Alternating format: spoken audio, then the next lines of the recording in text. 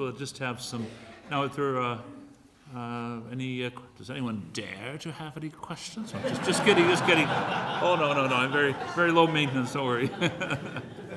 And this, if you have any questions about this, come on to the microphone. Thank you, Your Eminence. Luke Stocking from St. Cecilia Parish.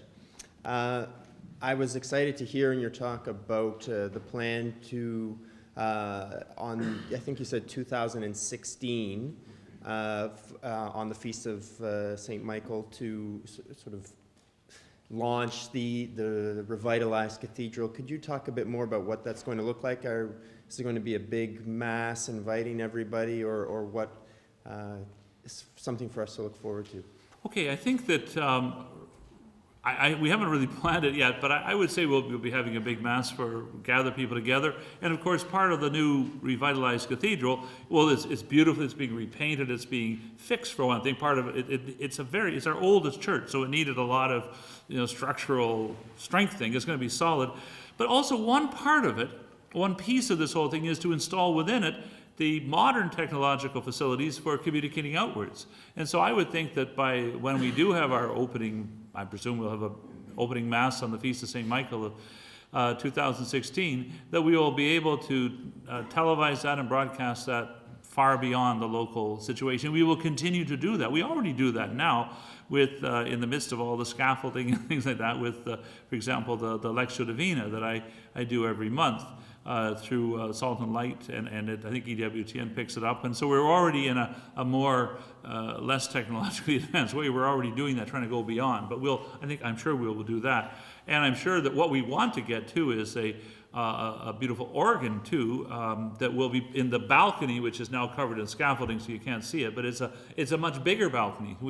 We had only a small balcony that was condemned, which isn't very helpful. So we've taken down the small balcony that was condemned, and now we have a balcony of about over 280. I think it's 280 people can be there, and the organ used to go this way to block a beautiful window that our Bishop Charbonnel, the second bishop, had put up there. So now we're getting a new organ too. So music is important, and that's also for the choir school. The choir school musicians can play on an organ in the church, and it will go. The pipes go sort of sideways, so you can see the window.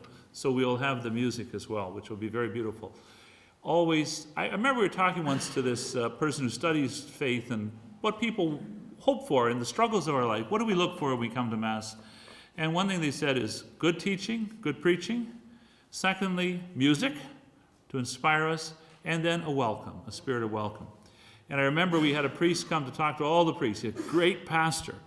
And he said three things he needed if you want to evangelize a parish. He's a real down-to-earth kind of guy, and he's going to come back again for, I think, a retreat, our study days this year. He said, first of all, put your time in the homily, spend your time on the homily, spend your money on the music, and stand at the door of the church, meet the people. I think that's sort of what we want to do. Yes, sir.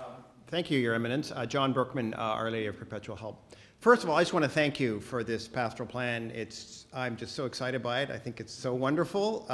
So I'm just very happy and very excited about all the work to renew our parish life and our outreach. And I'm particularly, as a parent of 3 small children, I'm particularly interested in about the Office of Family Life, and particularly evangelization of the youth in our diocese. I know there's a plan to hire youth ministers, et cetera, and I would love to hear more about the plan for how we can, although we have wonderful Catholic schools and there's great evangelization going on in our schools, I would love to see a greater emphasis, and I realize that's part of the plan, so I'd love to hear more about the hiring of youth ministers and how they will be connected with the parish and the vision of that. Okay, good. As you mentioned, the Office of Family Life, we think that one we need to develop as a full office with staff and things like that to help, for one thing, coordinate what's already being done in different places, but be sure that we don't have any gaps or overlap. But to be sure that we have within each parish ways in which the parish community can help the families to be strengthened and to develop and to face some of the struggles in our world. We're also, of course, very grateful for movements such as Marriage Encounter, Retrovaille, and various other movements which are doing great work, and we want to encourage them. So that's one part of it. Of course, also part of it is proclaiming the right to life and the tremendous importance of that. It's essential to who we are, and a great social justice issue as well. But also in terms of youth ministry, first of all, in a sense, I'm always hesitant about putting a sort of a box aside for young people. I think what the whole part of the parish vitality thing is that in everything that is done, children, teenagers, young adults, older people are involved insofar as they can, whatever, so that it has to be a consistent. I think most of the basic youth ministry vision these days is keep this consistent, broader version of things rather than simply focusing on. But nonetheless, each of these groups, granted they're not separate, but they are distinct, need a particular care.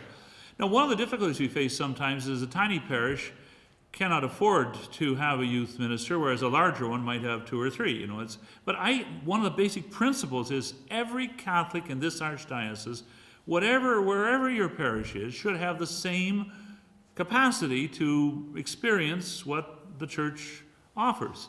So it shouldn't depend on whether your parish is large or small or this or that. It should be together. And we need to do what we can as a whole community to even out things that way.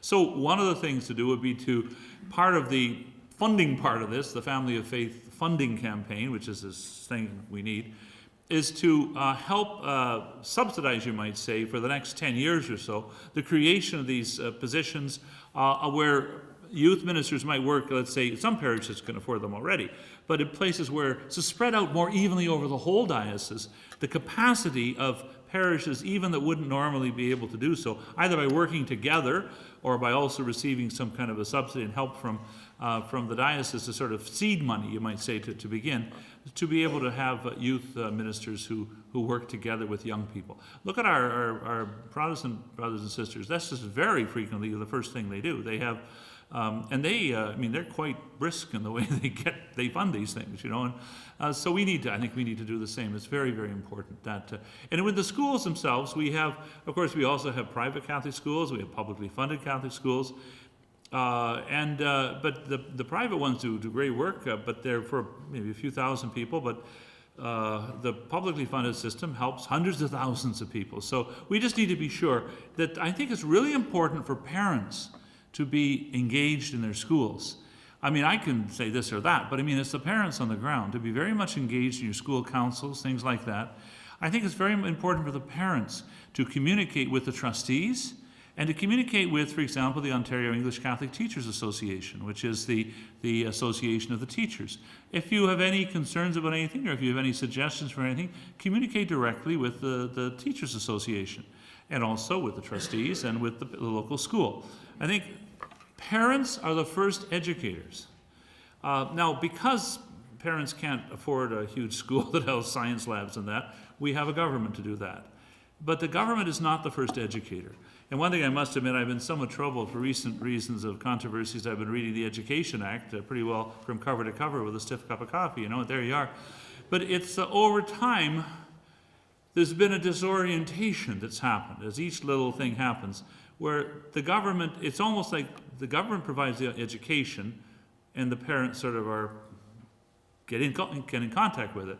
Well, no, it's the government works for the parents, not the parents for the government. So we have to, and not just at election time, generally. So, but the way we make that happen is by not exactly pushing back, but by being involved. And so I strongly encourage parents to be very connected in, and pastors too in the parishes. It's very important for the pastors sometimes to meet the students in the Catholic schools, but I've often thought maybe the most important thing would be to meet the teachers in the Catholic schools, and the principals particularly. The huge difference is made by the principals, so to encourage them, so that has an influence through the whole system.